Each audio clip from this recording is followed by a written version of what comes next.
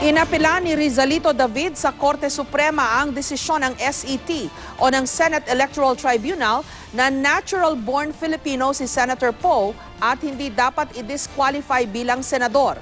Sa inihaing petisyon for certiorari ni David, muli niyang kunestyon ang citizenship ni Poe. Sa isang pahayag, sinabi din ang kanyang kampo na marami sa mga miyembro ng SET ang nag-misinterpret di umano ng konstitusyon. Sa nangyaring botohan sa SET, 5 ang pumabor kay Poe habang 4 ang kumontra, kabilang ang 3 mahistrado ng Korte Suprema. I think, and I likewise pray that the rest of the Supreme Court justices will vote, upholding what the other 3 Supreme Court justices did when they voted in the Senate Electoral Tribunal. Ayon naman sa kampo ni Poe, kampante silang kakatigan ng Supreme Court ang desisyon ng SET.